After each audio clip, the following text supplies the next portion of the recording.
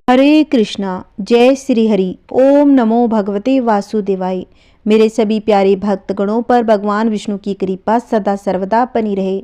आप सभी को जया एकादशी की हार्दिक शुभकामनाएं। आज हम इस वीडियो में सुनेंगे जया एकादशी की संपूर्ण व्रत कथा। माघ मास के शुक्ल पक्ष में जो एकादशी होती है उसे जया एकादशी के नाम से जाना जाता है। इस एकादशी को विषम एकादशी या भूमि एकादशी के नाम से भी जाना जाता है। पद्म पुराण के अनुसार इस एकादशी के व्रत से अमोघ फल की प्राप्ति होती है। जो मनुष्य जया एकादशी को व्रत करता है और इसकी व्रत कथा सुनता है उसकी भगवान नारायण सभी मनोकामनाएं पूर्ण कर देते हैं। साथ ही मनुष्य को पृथ्वी लोक के सभी सुख सुविधाओं को भोग कर अंत में बेकुंठ धाम की प्राप्ति होती है। तो आइए भक्तों, पूरी श्रद्धा प्रसन्न चित्त मन से अब हम इस कथा का रसपान करते हैं। एक बार प्रेम से बोलिए विष्णु भगवान की जय। एक समय अर्जुन ने भगवान श्री कृष्ण से कहा, हे भगवान, अब कृपा कर आप मुझे माघ माह के शुक्ल पक्ष की एकादशी के संबंध में भी विस्तार पूर्वक बताएं। शुक्ल पक्ष की एकादशी में किस देवता का पूजन करना चाहिए तथा इस एकादशी के व्रत की क्या कथा है, इसके करने से किस फल की प्राप्ति होती है। भगवान श्री कृष्ण ने कहा कि हे अर्जुन, माघ माह के शुक्ल पक्ष की एकादशी को जया एकादशी कहते हैं। इस एकादशी के उपवास से मनुष्य भूत प्रेत पिशाच आदि की योनि से मुक्त हो जाता है। अतः इस एकादशी के व्रत को विधि अनुसार करना चाहिए। अब मैं तुमसे जया एकादशी के व्रत की कथा कहता हूँ, इसे तुम ध्यान पूर्वक सुनो। एक बार देवताओं के राजा इंद्र नंदन वन में भ्रमण कर रहे थे। चारों ओर किसी उत्सव के समान वातावरण था। गांधर्व गायन कर रहे थे तथा गंधर्व कन्याएं नृत्य कर रही थी। वहीं पुष्पवती नामक गंधर्व कन्या ने माल्यवान नामक गंधर्व को देखा तथा उस पर आसक्त होकर अपने हाव भाव से उसे रिझाने का प्रयास करने लगी। माल्यवान भी उस गंधर्व कन्या पर आसक्त होकर अपने गायन का सुर ताल भूल गया। इससे संगीत की लय टूट गई तथा संगीत का समस्त आनंद क्षीण हो गया। सभा में उपस्थित देवगणों को यह अत्यंत अनुचित लगा। यह देखकर देवेंद्र भी रुष्ट हो गए। संगीत एक पवित्र साधना है, इस साधना को भ्रष्ट करना पाप है। अतः क्रोधवश इंद्र ने पुष्पवती तथा माल्यवान को श्राप दे दिया। संगीत की साधना को अपवित्र करने वाले माल्यवान और पुष्पवती, तुमने देवी सरस्वती का घोर अपमान किया है। अतः तुम्हें मृत्यु लोक में जाना होगा। गुरुजनों की सभा में असम्य एवं लज्जाजनक प्रदर्शन करके तुमने गुरुजनों का भी अपमान किया है। इसीलिए इंद्रलोक में तुम्हारा रहना अब वर्जित है। अब तुम अधम पिशाच असैमी के समान जीवन व्यतीत करोगे। देवेंद्र का श्राप सुनकर वे दोनों अत्यंत दुखी हो गए तथा हिमाचल पर्वत पर पिशाच योनि में दुखपूर्वक जीवन यापन करने लगे। उन्हें गंध, रस, स्पर्श आदि का तनिक भी बोध भी नहीं था। वहीं उन्हें असहनीय दुख सहने पड़ रहे थे। रात दिन में उन्हें एक क्षण के लिए भी निंद्रा नहीं आती थी। उस स्थान का वातावरण अत्यंत शीतल था, जिसके कारण उनके रोम खड़े हो जाते थे, हाथ पैर सुन्न पड़ जाते थे तथा दांत किटकिटाने लगते थे। एक दिन उस पिशाच ने अपनी स्त्री से कहा कि न मालूम हमने पूर्व जन्म में कौन से पाप किए हैं, जिसके कारण हमें इतनी दुखदाई यह पिशाच योनि प्राप्त हुई है। पिशाच योनि से तो नरक के दुख सहना अधिक उत्तम है। इसी प्रकार के अनेक विचार को कहते हुए अपने दिन व्यतीत करने लगे। भगवान की कृपा से एक समय माघ के शुक्ल पक्ष की जया एकादशी के दिन इन दोनों ने कुछ भी भोजन नहीं किया तथा न ही कोई पाप कर्म किया। उस दिन मात्र फल फूल ग्रहण कर ही दिन व्यतीत किया तथा महान दुख के साथ पीपल के वृक्ष के नीचे विश्राम करने लगे। उस दिन सूर्य भगवान अस्ताचल को जा रहे थे। वह रात्रि इन दोनों ने एक दूसरे से सटकर बड़ी कठिनता से व्यतीत की। दूसरे दिन प्रातःकाल होते ही प्रभु की कृपा से इनकी पिशाच योनि से मुक्ति हो गई तथा पुण्य अपनी अत्यंत सुंदर अप्सरा एवं गंधर्व की देह धारण करके तथा सुंदर वस्त्र एवं आभूषणों से अलंकृत होकर दोनों स्वर्ग लोक को चले गए। उस समय आकाश में देवगण तथा गंधर्व उनकी स्तुति करने लगे। नागलोक में जाकर इन दोनों ने देवेंद्र को दंडवत प्रणाम किया। देवेंद्र को भी उन्हें उनके वास्तविक रूप में देखकर महान विषम्य हुआ तथा उन्होंने पूछा, तुम्हें पिशाच योनि से किस प्रकार मुक्ति मिली? उसका संपूर्ण वृत्तांत मुझे बताओ। देवेंद्र की बात सुन माल्यवान ने कहा, हे देवताओं के राजा इंद्र, श्री हरि की कृपा तथा जया एकादशी के व्रत के पुण्य से हमें पिशाच योनि से मुक्ति प्राप्त हुई है। इंद्र ने कहा, हे माल्यवान, एकादशी व्रत करने से तथा भगवान श्री हरि की कृपा से तुम लोग पिशाच योनि को त्याग कर पवित्र हो गए हो। इसीलिए हमारे लिए भी वंदनीय हो, क्योंकि भगवान शिव तथा भगवान विष्णु के भक्त हम देवताओं के वंदना करने योग्य है। अतः आप दोनों धन्य है। अब आप प्रसन्नता पूर्वक देवलोक में निवास कर सकते हैं। हे अर्जुन, इस जया एकादशी के उपवास से कुयोनि से सहज ही मुक्ति मिल जाती है। जो मनुष्य इस एकादशी का व्रत कर लेता है उसने मानो सभी तप यज्ञ दान कर लिए हैं। जो मनुष्य श्रद्धा पूर्वक जया एकादशी का व्रत करते हैं वे अवश्य ही सहस्त्र वर्ष तक स्वर्ग में वास करते हैं। कथा का सारांश यही है कि संगीत देवी सरस्वती का एक अलौकिक वरदान है। यह एक साधना है, एक विद्या है। इसमें पवित्रता आवश्यक है। उसमें भी जिस सभा में अपने से बड़े गुरुजन आदि उपस्थित हो वहाँ प्राणी को संयम एवं मर्यादा का पालन करना चाहिए, ताकि गुरुजनों का अपमान न हो, उनका सम्मान बना रहे। गुरुजनों का अपमान करने वाला मनुष्य घोर नरक का भागी होता है। जय श्री कृष्णा, राधे राधे। आइए अब हम सुनेंगे जो एकादशी व्रत में सुनी जाती है राधा रानी की सुंदर कहानी। किसी गांव में एक रमा नाम की स्त्री रहा करती थी।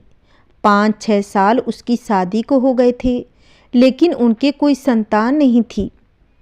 तो एक बार श्री राधा अष्टमी का उत्सव आया। गांव की सभी औरतें बरसाना जा रही थी। औरतों ने कहा कि तुम भी बरसाना चलो।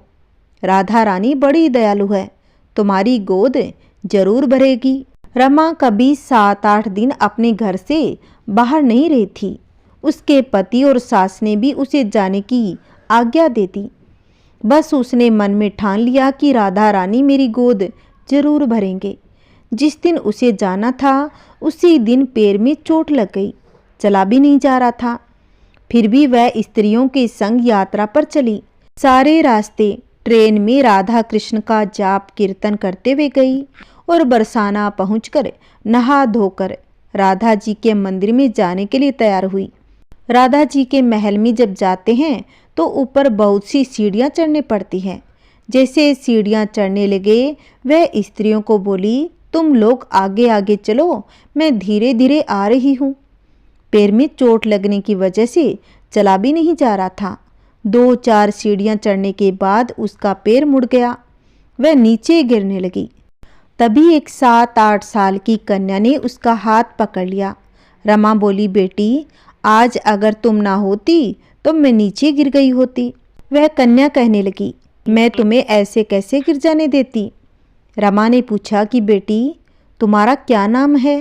वह बोली कि मेरा नाम तो लाडो है, मैं यहीं पास ही में रहती हूँ। वे दोनों सीढ़ियों पर बैठ गए।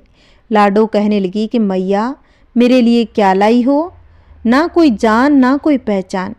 लाडो ऐसी बातें कर रही है। रमा ने सोचा। फिर रमा ने कहा कि लाडो मैं कल तुम्हारे लिए लेकर आऊँगी, तुम्हें क्या पसंद है। लाडो कहने लगी कि मुझे नथनी, गले का हार, कान के कुंडल, चूड़ियाँ, मेहंदी, घाघरा चोली, यह सब चीज़ें पसंद है, कुछ भी ले आना। इतना कहकर वह कन्या भाग गई। जैसे तैसे रमा भी मंदिर में दर्शन करके लौट आई। आकर उस बालिका के बारे में सोचने लगी और बाजार से उसने गले का हार और चूड़ियाँ उसके लिए लाई। अगले दिन वहीं जाकर बैठ गई जहाँ वह मिले थे। वह लाडो उसका इंतजार करते मिली। चूड़ियाँ और गले का हार जैसे उसे दिया वह बोली, बस इतनी सी है और चीज़ें नहीं लाई। वह मुँह फुलाकर बैठ गई। तब रमा बोली, अभी मैं 8 दिन यहीं पर हूँ, रोज तुम्हारे लिए कुछ न कुछ लाया करूँगी। अब यह सुनते ही लाडो उसकी गोद में बैठ गई और गले से लग गई। रमा तो रोने लगी, उसे जैसे एक संतान मिल गई हो। खूब प्यार से उसके सिर पर हाथ फेरा। ऐसे ही वह फिर चली गई। रमा ने मंदिर से आकर घाघरा और चोली उसके लिए बनवाई। ऐसे ही रोज कुछ न कुछ वह उसे देती। एक दिन रमा कहती है, अब यह सारी चीजें मुझे डालकर भी तो दिखा, कैसी लगती है मेरी लाडो। तब लाडो कहने लगी कि कल पहनूंगी, कल राधा अष्टमी है। इस बार लाडो के साथ एक लड़का भी था। उसे देखकर रमा ने कहा, आज पता नहीं मेरे मन में क्या आया, मैंने एक धोती मुकुट मोर वाला लिया है, क्या मैं इसे दे दूं? लाडो बोली, यह कनुआ है, मेरे साथ ही तो रहता है, हाँ तुम इसे दे दो। ऐसा कहकर वे दोनों सामान लेकर चले गए। अगले दिन राधा अष्टमी थी। जब रमा सीढ़ियों पर आई, वहां उसे आज कोई न मिला। बहुत इंतजार के बाद जब वह मंदिर में पहुंची, उस दिन मंदिर में बहुत ही भीड़ थी। कीर्तन और नृत्य हो रहा था। इस तरह भीड़ को चीरती हुई वह आगे पहुंची। वहां देखकर राधा जी को देखा और ठाकुर जी को देखा। वही सामान जो वह लाई थी उन्होंने धारण किया हुआ था। वह पत्थर सी हो गई, आंखों से आंसू बहने लगे। बात समझते देर न लगी, वह लाडो राधा जी और कनवा कृष्ण जी है। स्वयं जगत के पालनहार उसके पास आते थे। राधा जी उसकी गोद में बैठती है और उसे मातृ सुख प्रदान करती है। वह तो जैसे बावरी हो गई, दिन रात लाडो लाडो कहती और पुकारती रहती। वह स्त्रियों से बोली, तुम लोग घर जाओ, मैं तो नहीं जाऊंगी। अब उसकी सास और उसका पति भी उसे लेने आई, लेकिन वह साथ में नहीं गई। अब तो प्रतिदिन वह सीढ़ियों पर बैठे बैठे आंसुओं से सीढ़ियां धोती, पलकों से बुहार सी देती। ऐसा करते करते उसे 30 वर्ष बीत गए। एक दिन एक बालिका उसका हाथ पकड़कर ऊपर अटालिका में ले गई।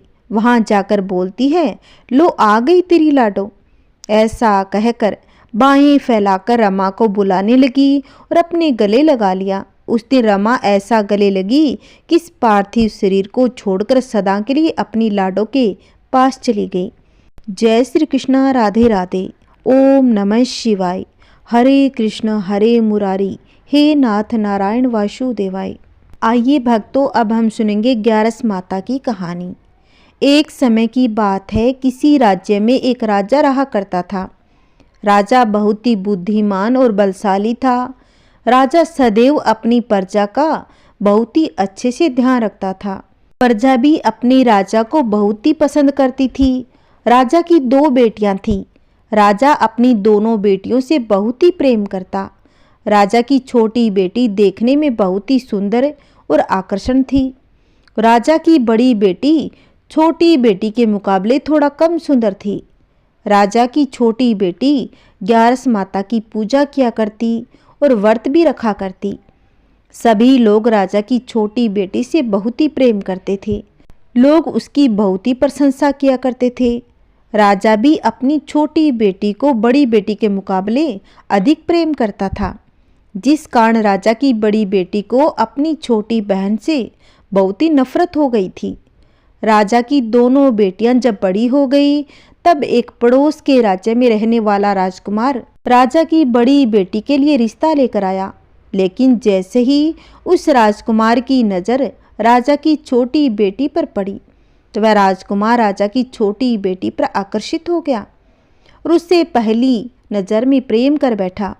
उस राजकुमार ने राजा की बड़ी बेटी के साथ विवाह करने से मना कर दिया और उसने राजा से कहा कि मैं आपकी छोटी बेटी से विवाह करना चाहता हूँ। अगर आपकी आज्ञा हो तो मैं आपकी छोटी बेटी से विवाह करूँगा। जिसके बाद राजा की बड़ी बेटी यह देखकर अपनी छोटी बहन से और भी क्रोधित हो गई और राजा की बड़ी बेटी ने अपनी छोटी बहन को अपना सबसे बड़ा दुश्मन मान लिया था। अब राजा की बड़ी बेटी ने अपनी छोटी बहन से अब बदला लेने का निर्णय कर लिया, जिसके लिए उसने अपनी छोटी बहन को जान से मारने का प्लान बनाया। राजा की बड़ी बेटी ने अपनी छोटी बहन को मारने के लिए सबसे पहले एक लड्डू में जहर मिलाकर अपनी बहन को दे दिया। उसको लड्डू खाने के लिए कहा, लेकिन छोटी बहन ने लड्डू खा लिया। लेकिन लड्डू खाने के बाद भी उसको कुछ भी नहीं हुआ। बड़ी बहन यह देखकर बहुत ही आश्चर्यचकित हो गई, लेकिन बड़ी बहन ने हार नहीं मानी थी। उसने जब रात में छोटी बहन अपने कमरे में सो रही थी, तब एक मटके में सांप रखकर उसे कमरे में छोड़ आई। लेकिन सांप भी छोटी बहन का कुछ नहीं कर पाया, क्योंकि हर समय ग्यारस माता उसकी लाज रख रही थी। जिसके बाद बड़ी बहन ने अपनी छोटी बहन से कहा कि चलो हम लोग कुएं में से पानी भर कर लाते हैं। जिसके लिए वह अपनी छोटी बहन को पानी भरने के बहाने कुएं के पास ले गई। उसने अपनी छोटी बहन को अब कुएं में धक्का दे दिया, लेकिन छोटी बहन को तब भी कुछ नहीं हुआ, क्योंकि हर बार ग्यारस माता उसकी रक्षा कर रही थी। उधर बड़ी बहन अपने सारे प्रयासों के बाद असफल हो रही थी। उसे बहुत ही क्रोध आ रहा था।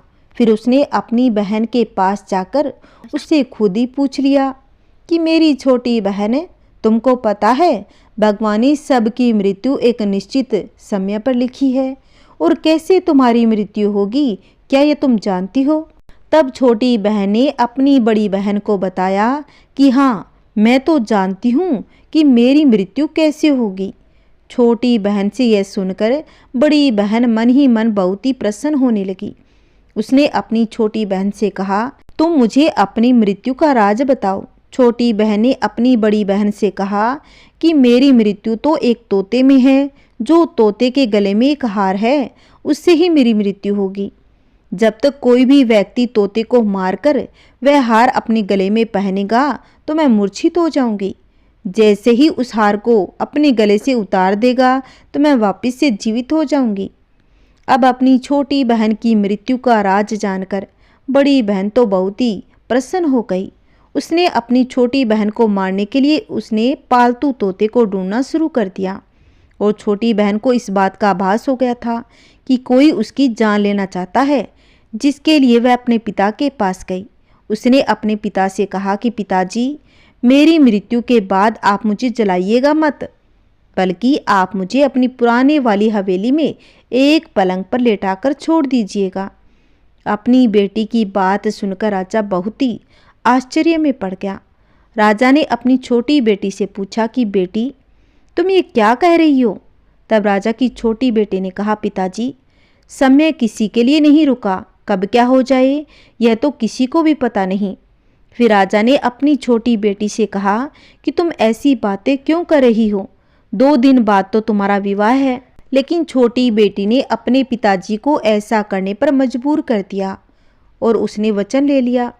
राजा ने भी अपनी छोटी बेटी की बात को स्वीकार कर लिया, और 2-3 दिनों के बाद जब शादी का समय आया तब राजकुमार बारात लेकर राजा के घर आया, और राजकुमार और राजा की छोटी बेटी का विवाह शुरू हो गया।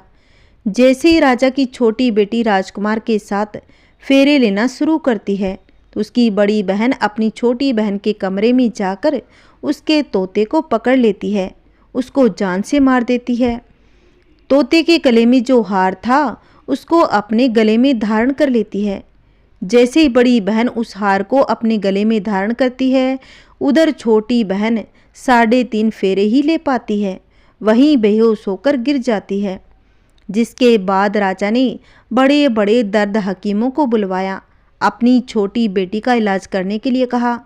राजा की बात सुनकर वेद ने छोटी बेटी को जब चेक किया तो राजा को कहा, जी, आपकी छोटी बेटी ना तो ही जीवित है ना ही मरी हुई है, ऐसा तो हम पहली बार देख रहे हैं। राजा ने वेद और हकीम को यह बात बाहर बताने से मना कर दिया। उनको कहा, अगर तुमने यह बात किसी बाहर वाले को बता दी तो हम तुम्हें जान से मार देंगे। अब राजा ने अपनी छोटी बेटी को पुराने महल में जाकर एक पलंग पर लेटा दिया, वहां पर कुछ सैनिकों को तैनात कर दिया, वापस अपने महल पर आ गया। राजा की बड़ी बेटी अपने पिताजी के पास गई और कहने लगी, पिताजी, अगर यह शादी पूरी नहीं हुई तो आपकी इज्जत का क्या होगा? आप कहे तो मैं आपकी इज्जत बचाने के लिए राजकुमार से शादी करने के लिए तैयार हूँ। जिसके बाद राजा ने अपनी बड़ी बेटी की बात को मान लिया। राजा ने बड़ी बेटी को छोटी बेटी के कपड़े पहनाकर मंडप में भेज दिया। लेकिन राजकुमार यह जान गया था कि राजा की छोटी बेटी नहीं बल्कि यह तो राजा की बड़ी बेटी है। लेकिन जब राजकुमार ने शादी करने से मना किया तो सभी लोगों ने राजकुमार को विवश कर दिया। अब राजकुमार को विवश होकर राजा की बड़ी बेटी से बचे हुए फेरे को संपन्न करा दिया। विवाह संपन्न हो गया। जिसके बाद राजकुमार राजा की बड़ी बेटी को अपने महल में ले गया। राजकुमार राजा की बड़ी बेटी से न तो बात करता था, न ही उसको पसंद करता था, न ही उसके आसपास आता। राजकुमार ने यह फैसला कर लिया था कि वह अपनी प्रेमिका को ढूंढ कर ही रहेगा, यानी राजकुमार की छोटी बेटी को। यह जानकर रहेगा कि उसके साथ आखिर हुआ क्या था। एक दिन राजकुमार अपने घोड़े पर सवार होकर राजा के पुराने वाले महल के पास जा पहुंचा, जहां पर उसने कुछ सैनिकों को देखा। महल के पास पहुंचकर राजकुमार ने जब महल को ध्यान से देखा तो वह समझ गया था यह तो हमारे ससुर जी का महल है। तब राजकुमार ने सैनिकों से पूछा, तुम लोग यहाँ क्या कर रहे हो? इस महल के अंदर उस पलंग पर कौन लेटा है? जिसके बाद सैनिकों ने कहा, यहाँ पर तो राजा की छोटी बेटी है। यह सुनकर राजकुमार बहुत ही प्रसन्न हो गया और वह तुरंत राजा की छोटी बेटी के पास जा पहुंचा और उसकी सेवा में लग गया। जैसे ही रात हुई तो राजा की छोटी बेटी उठकर खड़ी हो गई। राजकुमार यह देखकर बहुत ही खुश हो गया और उसने राजा की छोटी बेटी से पूछा कि तुम यहाँ पर क्या कर रही हो और तुम मेरे साथ मेरे महल पर चलो। राजा की छोटी बेटी ने राजकुमार को सारी बातें बता दी कि मेरी जान तो एक तोते में बसी थी और मैंने यह बात अपनी बड़ी बहन को ही बताई थी। उसके अलावा किसी और को नहीं पता है। यह मुझे मालूम है कि उसने ही मुझे मारने का प्रयास किया है। उसके पास एक हार है जिसको वह सुबह तो पहन लेती है, रात को उतार के छोड़ देती है। जब तक वह हार को पहन के रखती है तब तो मैं मूर्छित रहती हूँ। जैसे ही वह हार को उतार देती है तो मैं जीवित हो जाती हूँ। जब तक वह हार मेरी बड़ी बहन के पास रहेगा मैं ऐसे ही जीवित और मूर्छित होती रहूँगी। अगर मेरी बड़ी बहन के पास जो हार है वह मेरे हाथ लग जाए तो मैं हमेशा के लिए जीवित हो जाऊंगी। राजकुमार यह बात सुनकर राजा की छोटी बेटी के पास रहने का निर्णय ले लेता है। उसने अपने बचे हुए सारे फेरे उस पलंग पर लेटी राजकुमारी के साथ ले लिए, अपना विवाह पूर्ण कर लिया, वहीं पर ही रहने लगा। देखते ही देखते कुछ समय में राजा की छोटी बेटी और राजकुमार की पत्नी पेट से हो गई। एक दिन राजकुमार को किसी काम से बाहर जाना पड़ा। तब छोटी बेटी के पेट में बहुत ही तेज से दर्द होने लगा। जिसके बाद उसने ग्यारस माता को याद किया।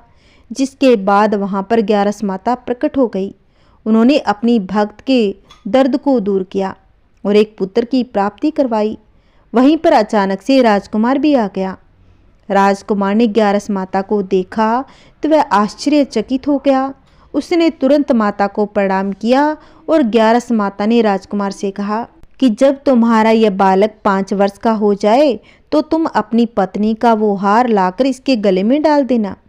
देखते ही देखते राजा का पुत्र 5 वर्ष का हो गया तो राजकुमार अपने बेटे से कहने लगा कि बेटा, मैं कुछ काम से बाहर जा रहा हूँ, तुम अपनी माता का ध्यान रखना। इतना कहकर राजकुमार वहाँ से चला गया। राजा को बाहर निकलता देख बड़ी बहन के सैनिक यह सब देखकर बड़ी बहन को जाकर सारी बातें बता देते हैं।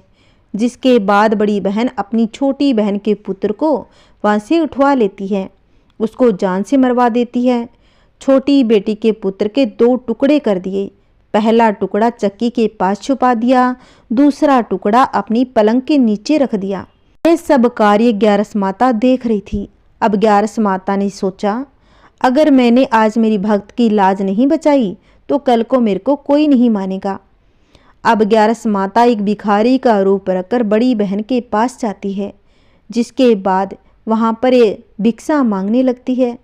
बड़ी बहन अपने सैनिकों से कहती है कि जाकर भिक्षा दे दो। लेकिन जैसे ही नौकर ग्यारस माता को भिक्षा देने के लिए आते हैं तो माता ने उन्हें मना कर दिया और कहा कि मैं तो तुम्हारी महारानी से ही भिक्षा लूंगी, आपसे नहीं लूंगी। जिसके बाद बड़ी बहन स्वयं ही भिक्षा देने के लिए आती है। जैसे ही वह आती है तब माता ने एक बिल्ली का रूप लेकर उसके कमरे में चली गई। वहां पर छोटी बेटी के पुत्र के दोनों टुकड़ों को आपस में जोड़ दिया, उसे जीवित कर दिया, उसे वहां से ले गई, राजकुमार को सौंप दिया। राजकुमार अपने बेटे को लेकर अपनी पत्नी के पास गया। उसे कहता है कि तुम उसका ध्यान रखना, अगर तुम इस बच्चे का अच्छे से ध्यान रखोगी तो मैं तुमसे बात करूंगा। एक दिन राजकुमार अपने बच्चे से कहता है, बेटा तुम अपनी मम्मी के गले का जो हार है वह मांग लो। जिसके बाद राजकुमार का लड़का अपनी मम्मी के पास जाता है और कहता है कि मम्मी मुझे तुम्हारा हार चाहिए जो तुमने गले में पहन रखा है। यह सुनकर पहले तो बड़ी बहन बहुत ही क्रोधित होती है, पर उसको यह याद आता है कि राजकुमार ने कहा था कि अगर मैं इस बच्चे का ध्यान रखूंगी तो वह मुझसे बात करेंगे, जिसके कारण वह हार को उतारकर उस बच्चे को दे देती है। वह तुरंत ही बालक उस हार को ले जाकर अपने पिताजी को दे देता है। तभी राजकुमार अपने बेटे को लेकर वहां से जाने लगता है और अपनी पत्नी से कहता है कि तुम हमारे लिए खाना बनाकर रखना, मैं शाम को आकर तुम्हारे साथ ही खाऊंगा। वह अपने बेटे को लेकर वहां से चला गया। जिसके बाद वह राजा के पास गया, उनको सारी बातें बता दी। राजा अपनी बड़ी बेटी की यह करतूत सुनकर बहुत ही क्रोधित हो गए, अपनी परवरिश पर दोष देने लगते हैं। राजकुमार को अपनी छोटी बेटी के साथ रहने का आदेश दे दिया। अब राजकुमार अपनी पत्नी और बेटे को महल में लेकर प्रेम पूर्वक रहने लगे और राजा ने अपनी बड़ी बेटी को सजा सुना दी। 11 माता, जैसे आपने राजा की छोटी बेटी की लाज रखी वैसे सभी की रखना। कहानी कहते, कहानी सुनते और कहानी सुनाते सभी पर अपनी कृपा बनाए रखना। बोलिए 11 माता की जय हो। आइए अब सुनते हैं भगवान विष्णु और माता लक्ष्मी की कहानी। भगवान विष्णु माता लक्ष्मी के साथ हरिद्वार में घूम रहे थे। माता लक्ष्मी ने देखा कि सारे मनुष्य गंगा में नहा नहाकर हर हर गंगे कहते जा रहे थे, परंतु सभी लोग दुखी और परेशान थे। तब माता लक्ष्मी ने बहुत ही आश्चर्य से भगवान विष्णु से पूछा कि स्वामी, गंगा में इतनी बार स्नान करने पर भी इनके पाप और दुखों का नाश क्यों नहीं हुआ? क्या गंगा में अब सत्यता नहीं रही? भगवान विष्णु बोले, गंगा में तो वही सामर्थ्य है, परंतु इन लोगों ने पाप नाशनी गंगा में स्नान ही नहीं किया, फिर इन्हें लाभ कैसे मिलेगा? माता लक्ष्मी जी ने आश्चर्य से कहा कि स्नान कैसे नहीं किया? सभी तो हमारे सामने नहा नहा कर जा रहे हैं, अभी तक तो इनके शरीर भी नहीं सूखे हैं। भगवान विष्णु ने कहा, ये लोग तो केवल जल में डुबकी लगाकर ही आ रहे हैं, तुम्हें मैं कल इसका रहस्य समझाऊंगा। दूसरे दिन बहुत ही जोर से बारिश होने लगी। सारी गलियां कीचड़ से भर गई। एक चौड़े रास्ते में एक बड़ा सा गड्ढा था, चारों ओर कीचड़ भरा हुआ था। भगवान विष्णु ने लीला रची, वे स्वयं एक बूढ़े आदमी का रूप धारण करके उस गड्ढे में जा गिरे।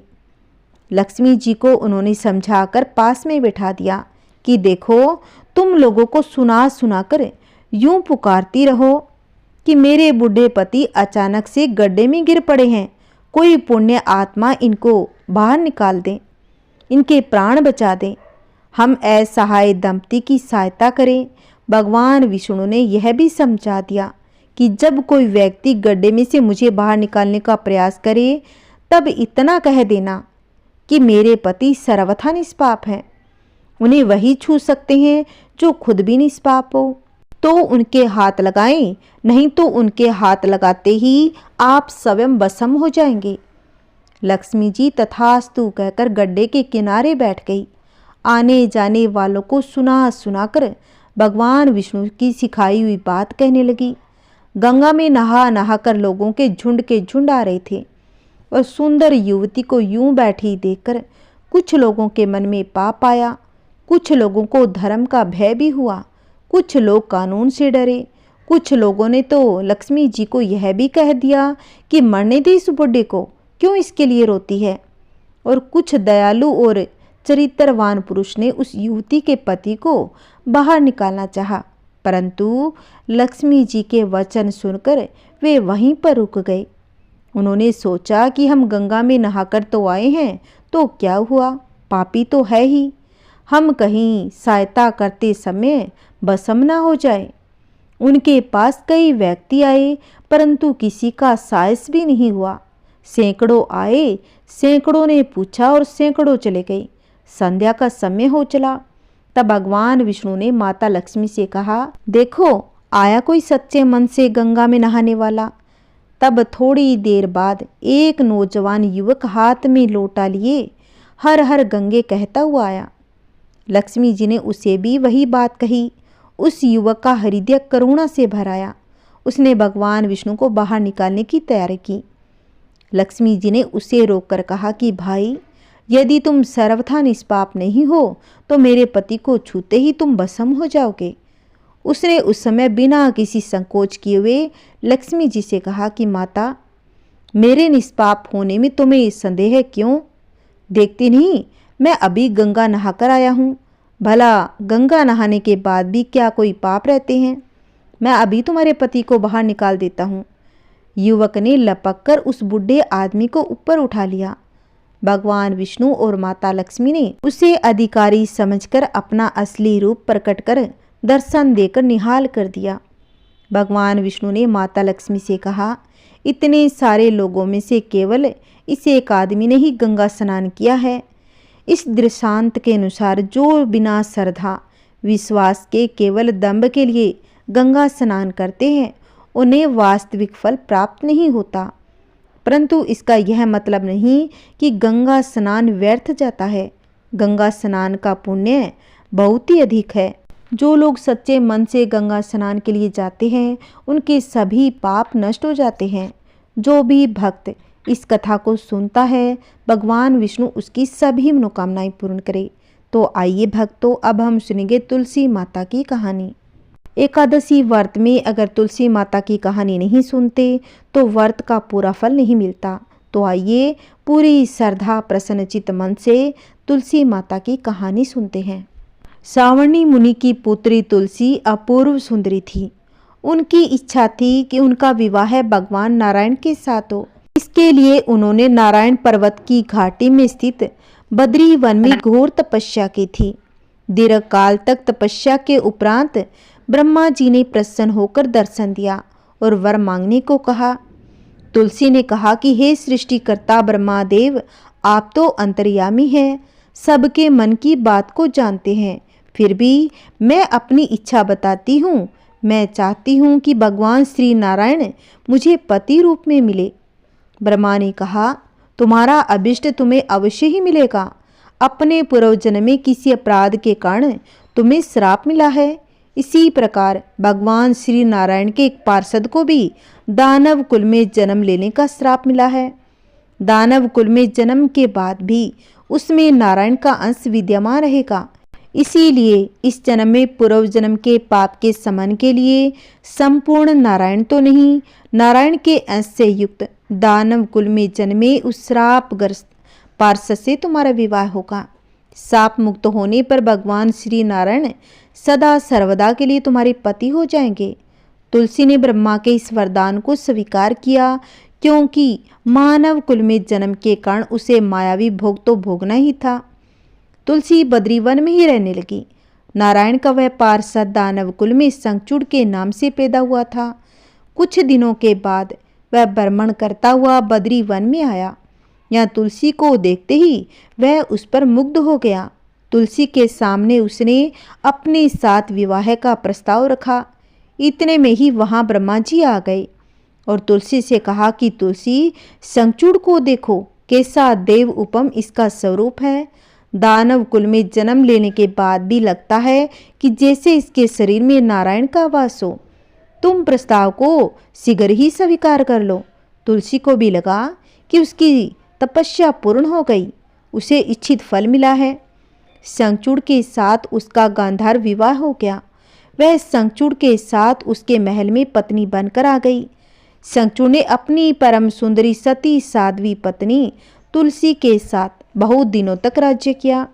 उसने अपने राज्य का इतना विस्तार किया कि देवलोक तक उसके अधिकार में आ गए। स्वर्ग का सुख भोगने वाले देवताओं की दशा भिखारियों जैसी हो गई। शंखचूड़ किसी को कष्ट नहीं देता था। पर अधिकार और राज्य छिन जाने से सारे देवता मिलकर ब्रह्मा विष्णु शिव की सभा में गए तथा अपनी विपत्ति सुनाई। ब्रह्मा जी ने कहा कि तुलसी परम साध्वी है, उसका विवाह शंखचूड़ से मैंने ही कराया था। शंखचूड़ को तब तक नहीं हराया या मारा जा सकता जब तक तुलसी को छला न जाए। विष्णु ने कहा कि शंखचूड़ पूर्व जन्म में मेरा पार्षद था, श्राप के कारण उसे दैत्य कुल में जन्म लेना पड़ा। इस जन्म में ही मेरा अंश उसमें व्याप्त है, साथ ही तुलसी के पतिव्रत धर्म से वह अजय है। फिर देवताओं की सहमति से भगवान शिव ने शंखचूड़ के पास संदेश भेजा कि या तो वह देवताओं का राज्य लौटा दे या फिर उनसे युद्ध करे। शंखचूड़ शंकर के पास जा पहुंचा। उसने कहा कि हे देवादि देव, आपके लिए देवताओं का पक्ष लेना उचित नहीं है। राज्य बढ़ाना हर राजा का कर्तव्य है। मैं किसी को दुखी नहीं कर रहा हूँ। देवताओं से कहिए कि वे मेरी प्रजा होकर रहे। मैंने आपका भी कोई उपकार नहीं किया है। आपका और हमारा युद्ध शोभा नहीं देता। अगर आप हार गए तो बड़ी लज्जा की बात होगी। मैं हार गया तो आपकी कीर्ति बहुत अधिक नहीं बढ़ेगी। भगवान शंकर हंसे। वे तो सब रहस्य को समझते थे। तुलसी और शंखचूड़ के पूर्व जन्म के श्राप की अवधि लगभग पूरी हो गई थी। बोले, इसमें कीर्ति और लज्जा की बात नहीं है। तुम देवों का राज्य लौटाकर उन्हें उनके पद पर प्रतिष्ठित होने दो। युद्ध से बचने का यही एक उपाय है। शंखचूड़ ने कहा, मैंने युद्ध के बल से देवलोक जीता है, कोई उसे युद्ध के द्वारा ही वापस ले सकता है। यह तो मेरा अंतिम उत्तर है। मैं जा रहा हूँ। ऐसा कहकर शंखचूड़ चला गया। उसने अपनी पत्नी तुलसी को सारी बात बताई और कहा, कर्म भोग सब काल सूत्र में बंधा है। जीवन में हर्ष शोक भय सुख दुख मंगल अमंगल काल के अधीन है। हम तो केवल निमित्त है। संभव है तो भगवान शिव देवों का पक्ष लेकर मुझसे युद्ध करे। तुम चिंता मत करना, तुम्हारा सती तेज मेरी रक्षा करेगा। दूसरे दिन भगवान शंकर के नेतृत्व में देवताओं ने युद्ध छेड़ दिया। शंखचूड़ ने भीषण बाणों की वर्षा कर उनका वेग रोका। उसके प्रहार से देवता डगमगाने लगे। उसने दानवी शक्ति का प्रयोग कर मायावी युद्ध प्रारंभ किया। युद्ध स्थल पर वह किसी को दिखाई नहीं देता था, पर उसके अस्त्र शस्त्र प्रहार कर देवों को घायल कर रहे थे। अब देवगण अपने अस्त्र चलाए तो किस पर चलाए, क्योंकि कोई शत्रु सामने था ही नहीं। कई दिनों तक इस तरह भयंकर युद्ध चला। शंखचूड़ पराजित नहीं हुआ। तब शिव ने विष्णु से कहा कि विष्णु, कुछ उपाय करो, अन्यथा मेरा तो सारा यश मिट्टी में मिल जाएगा। विष्णु ने सोचा, बल से तो शंखचूड़ को हराया नहीं जा सकता, इसीलिए छल का सहारा लेना होगा। उन्होंने तुरंत अपना स्वरूप शंखचूड़ जैसा बना लिया और अस्त्र शस्त्र से सज्जित होकर तुलसी के पास गए और बोले, प्रिय, मैं युद्ध जीत गया। सारे देवता भगवान शंकर समेत हार गए हैं। इसी खुशी में आओ मैं तुम्हें अंग से लगा लूं। पति को प्रत्यक्ष खड़ा देख तथा विजय का समाचार सुनकर वह दौड़कर मायावी शंखचूड़ के गले से लिपट गई। इस प्रकार पति पत्नी दोनों ने आलिंगन हो खूब खुशी मनाई। पर पुरुष के साथ इस प्रकार के व्यवहार से उसका सती तेज नष्ट हो गया। उसका सती तेज जो शंखचूड़ की कवच के रूप में रक्षा कर रहा था, वह कवच नष्ट हो गया। शंखचूड़ शक्तिहीन हो गया। यह जानते ही भगवान शंकर ने अपने त्रिशूल से प्रहार किया। त्रिशूल के लगते ही शंखचूड़ जलकर भस्म हो गया। शंखचूड़ के मरने को जानकर विष्णु अपने असली रूप में आ गए। सामने अपने पति शंखचूड़ के स्थान पर भगवान विष्णु को खड़ा देख तुलसी बहुत ही विस्मित हो गई। उसको पता लग गया था कि स्वयं नारायण ने उसके साथ छल किया है। क्रोध में आकर उसने श्राप दिया कि एक सती स्त्री का अस्तित्व भंग करने के अपराध में तुम हृदयहीन पत्थर हो जाओ। विष्णु ने तुलसी के श्राप को सिरोधार्य कर कहा कि देवी, तुम्हारे तथा शंखचूड़ के कल्याण के लिए मुझे ऐसा करना पड़ा। तुम दोनों को श्राप मुक्त करना था। तुम अब शरीर त्याग कर तुलसी बिरवा के रूप में जन्म लोगी और मेरी पूजा तुलसी दल से होगी। मैं सालिग्राम पत्थर बनूंगा। मेरे शीश पर तुम आदर से विराजमान होगी। तुम्हारे पति की हड्डियों के चूर्ण से शंख की उत्पत्ति होगी। उस शंख ध्वनि से देवताओं तथा मेरी पूजा आराधना होगी। जहाँ शंख ध्वनि होगी वहाँ मंगल में मैं विराजमान रहूंगा। तुमने पूर्व जन्म में बद्री वन में मुझे पाने के लिए बड़ी तपस्या की थी। अब अगले जन्म में नारायण पत्थर के रूप में बद्रीनाथ वन में स्थापित होऊंगा। मेरी पूजा अर्चना फल फूल से न होकर तुम्हारे तुलसी दल से होगी। मेरे शीश पर विराजमान होकर तुम मुझसे भी ऊंचा पद प्राप्त कर लोगे। बोलिए तुलसी माता की जय। ओम नमः शिवाय। हरे कृष्णा। आइए भक्तों, अंत में सुनेंगे भगवान गणेश की कहानी। एक बार प्रेम से बोलिए गणेश महाराज की जय। एक समय की बात है, किसी गांव में एक ब्राह्मण ब्राह्मणी रहते थे जिसके कोई संतान नहीं थी। इस वजह से पति पत्नी बहुत ही दुखी रहा करते थे। एक बार ब्राह्मण गणेश जी भगवान की पूजा पाठ करने के लिए वन में चले गए।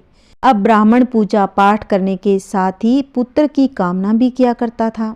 घर पर उसकी पत्नी भी पुत्र प्राप्ति के लिए गणेश महाराज की नित्य नियम से पूजा पाठ करती। गणेश जी महाराज को भोग लगाकर अंत में स्वयं भोजन ग्रहण करती। एक बार कोई व्रत आ गया जिसके कारण ब्राह्मणी भोजन न बना सकी और गणेश जी महाराज को भोग भी नहीं लगा सकी। अब वह अपने मन में ऐसा पढ़ के सो गई, अब गणेश जी महाराज को भोग लगाकर ही अन्न जल ग्रहण करूंगी। वह भूखी प्यासी 6 दिन तक पड़ी रही और बुधवार के दिन गणेश जी महाराज की पूजा पाठ के पहले ही मुरझा गई।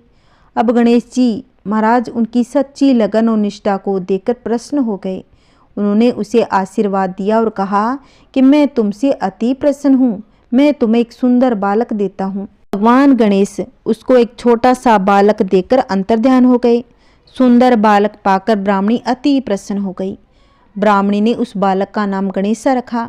कुछ समय के बाद ब्राह्मण वन से लौट कर आया और एक सुंदर बालक को घर में खेलता देखकर ब्राह्मणी से पूछा, यह बालक कौन है? अब पत्नी ने अपने पति को सारी बात बताई कि गणेश जी महाराज ने प्रसन्न होकर दर्शन दिए और दर्शन में उन्होंने यह वरदान स्वरूप बालक दिया है। ब्राह्मण को पत्नी की बात पर विश्वास नहीं हुआ। उसने सोचा यह उल्टा अपनी कलूटता छुपाने के लिए बातें बना रही है। एक दिन ब्राह्मण कुएं पर पानी भरने गया तो ब्राह्मणी ने कहा कि गणेश को भी साथ ले जाओ। ब्राह्मण गणेशा को साथ ले गया, परंतु वह उस बालक को अपना पुत्र नहीं मानता था, इसीलिए उसे कुएं में डालकर पानी भरकर घर वापस आ गया। अब ब्राह्मणी ने ब्राह्मण से पूछा कि गणेशा कहाँ गया? तब गणेश मुस्कुराता हुआ घर वापस आ गया। उसे वापस आया देखकर ब्राह्मण आश्चर्यचकित हो गया। रात्रि में ब्राह्मण को गणेश जी महाराज ने स्वप्न में कहा, यह बालक तो मैंने तुम्हारी पत्नी को वरदान में दिया है, उसने मेरी सच्ची भक्ति की थी। तुम अपनी पत्नी को उल्टा क्यों कहते हो? ये बालक मैंने वरदान में तुम्हें दिया है। ब्राह्मण ये बात जानकर बहुत ही प्रसन्न हुआ। इसके बाद ये ब्राह्मण दंपति दोनों गणेश महाराज की पूजा पाठ नित्य नियम से करने लगे और अपना जीवन आनंद पूर्वक बिताने लगे। बोलिए गणेश महाराज की जय। हे गणेश जी महाराज, जैसे ब्राह्मण ब्राह्मणी को दिया वैसा सबको दे। बोलिए गणेश महाराज की जय। आइए भक्तों, अब हम सुनेंगे एकादशी माता की आरती। ओम जय एकादशी माता मैया, जय एकादशी माता। विष्णु पूजा व्रत को धारण कर, विष्णु पूजा व्रत को धारण कर, शक्ति मुक्ति पाता। ओम जय एकादशी माता। तेरे नाम गिनाऊं देवी, भक्ति प्रदान करनी मैया, भक्ति प्रदान करनी। गण गौरव की देनी, गण गौरव की देनी, माता शास्त्रों में वर्णी। ओम जय एकादशी माता। मार्ग शीश के कृष्ण पक्ष की उत्पन्न विश्वतारिणी जननी मैया, उत्पन्न विश्वतारिणी जननी। शुक्ल पक्ष में हुई मोक्षता, शुक्ल पक्ष में हुई मोक्षता, मुक्तिदाता बन आई। ओम जय एकादशी माता। पौष के कृष्ण पक्ष की सफला नामक है मैया, सफला नामक है। शुक्ल पक्ष में होए पुत्रदा, शुक्ल पक्ष में होए पुत्रदा, आनंद अधिक रहे। ओम जय एकादशी माता। नाम सर्तिला माघ मास में कृष्ण पक्ष आवे, मैया कृष्ण पक्ष आवे। शुक्ल पक्ष में जया कहावे, शुक्ल पक्ष में जया कहावे, विजय सदा पावे। ओम जय एकादशी माता। विजया फाल्गुन कृष्ण पक्ष में शुक्ला आमल की, मैया शुक्ला आमल की। पाप मोचनी कृष्ण पक्ष में, पाप मोचनी कृष्ण पक्ष में, चेतर महाबली की। ओम जय एकादशी माता। चेतर शुक्ल में नाम कामदा, धन देने वाली, मैया धन देने वाली। नाम बरूथनी कृष्ण पक्ष में, नाम बरूथनी कृष्ण पक्ष में, बैसाख माह वाली। ओम जय एकादशी माता। शुक्ल पक्ष में होए मोहिनी, अपरा ज्येष्ठ कृष्ण पक्ष की। नाम नीरजला सब सुख करनी, नाम नीरजला सब सुख करनी, शुक्ल पक्ष रखी। ओम जय एकादशी माता। योगिनी नाम आषाढ़ में जानो, कृष्ण पक्ष करनी, मैया कृष्ण पक्ष करनी। देवशयनी नाम कहायो, देवशयनी नाम कहायो, शुक्ल पक्ष धरनी। ओम जय एकादशी माता। कामिका श्रावण मास में आवे, शुक्ल पक्ष कहिए, मैया शुक्ल पक्ष कहिए। श्रावण शुक्ला होए पवित्रा, श्रावण शुक्ला होए पवित्रा, आनंद से रहिए। ओम जय एकादशी माता। अजा भाद्रपद कृष्ण पक्ष की, परिवर्तनी शुक्ला, मैया परिवर्तनी शुक्ला।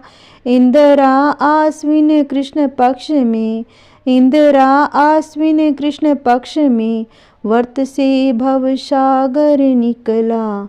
ओम जय एकादशी माता।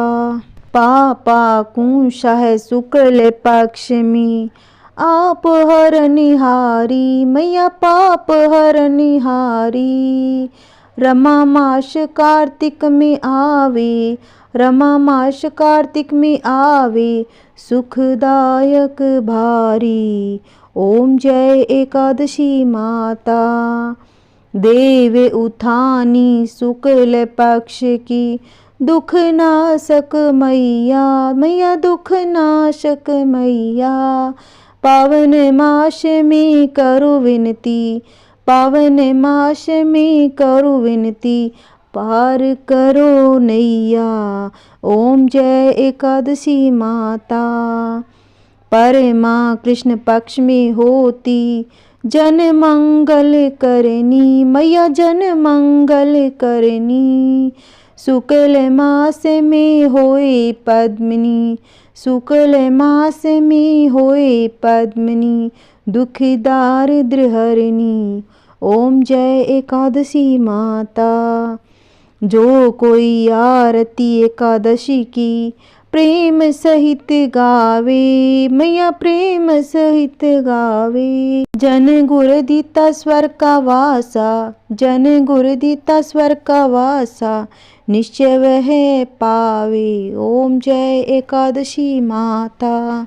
मैया जय एकादशी माता। बोलिए एकादशी माता की जय, बोलिए ग्यारस माता की जय, बोलिए विष्णु भगवान की जय।